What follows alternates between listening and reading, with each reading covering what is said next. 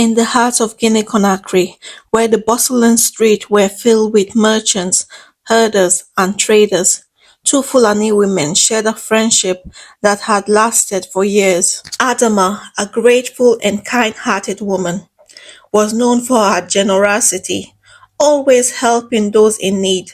Mariama was known for her charm, but had a reputation for not keeping her word when it comes to money matters. One day, Mariama approached Adama in distress. "Sister, please help me.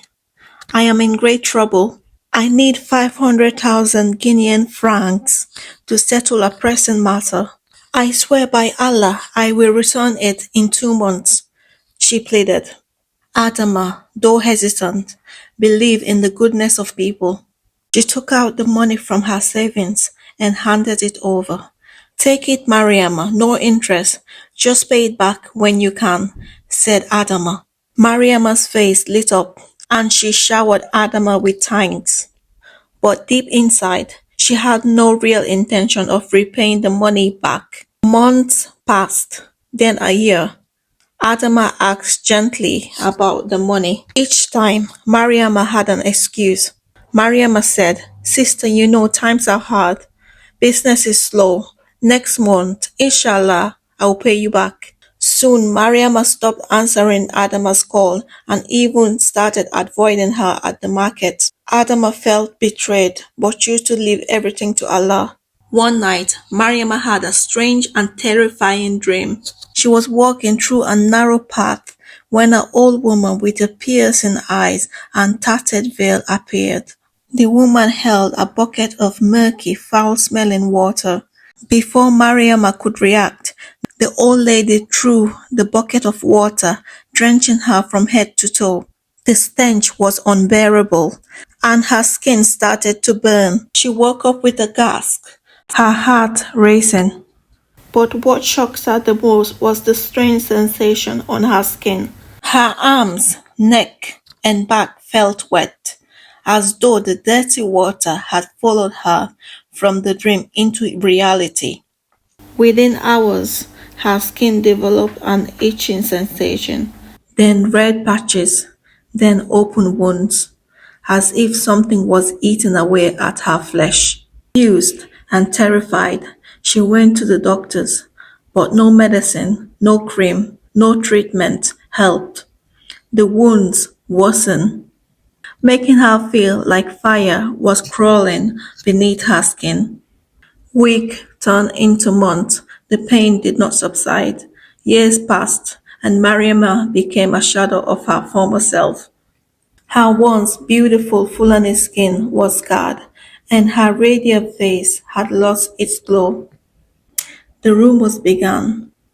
"This is not a normal illness. Someone has put a spell on her," the women in the marketplace whispered. 3 years later, Mariama was sitting in her small, darkened house when an elderly woman, a distant relative, visited her. "Mariama, my child, this is no ordinary sickness. Think, did you wrong someone?" the old lady said. Mariama, weak and in tears, shook her head. "I don't know. I have done nothing," said Mariama. The old woman leaned in and said, "Think, my child. Did you take something that did not belong to you? Did you take money without repaying?" the old lady said. At that moment, Mariama felt a sharp pain in her chest, and her memories rushed back. The money, Adama's money. Tears streamed down her face. Mariama said to the old lady, "Oh Allah, it is Adama. I took her money and I never returned it." The old woman nodded solemnly. "That is why you're suffering, my child. When somebody gives you from their heart with no greed and you betray that trust, their prayers can reach the heavens, and the heavens listen." Mariama knew what she had to do. The next morning, after speaking to the old lady, Mariama, weak and frail, wrapped herself in a simple blue Fulani wrapper and set out for Adama's house. The journey felt long, and every step was filled with pain. Mariama knocked on Adama's wooden door, her hands trembling.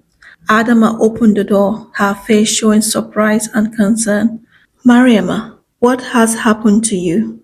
Mariama fell to her knees, sobbing. Mariama pleads for forgiveness. Sister, forgive me. I took your money and I never returned it. I never intended to pay it back. I was greedy, but now I am suffering. Please, Adama, forgive me. Adama, seeing her friend suffering, was silent for a moment. She sighed and held Mariama up. It is not me you should ask for forgiveness from, Mariama. It is Allah, but I forgive you. With that, Adama went inside, took 500,000 Guinean francs and placed it in Mariama's trembling hands. Take it and return it to me properly, this time with honesty. Mariama, overwhelmed, and held the money close to her chest. From that day forward, her sickness began to heal.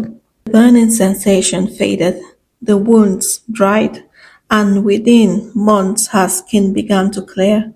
She learned a valuable lesson. Never take kindness for granted, for even the silent prayers of the wronged can be heard by the unseen. So, in the heart of Conakry, the legend of Mariam's suffering became a warning to all. Her death is not just all about money, it carries weight in the unseen world.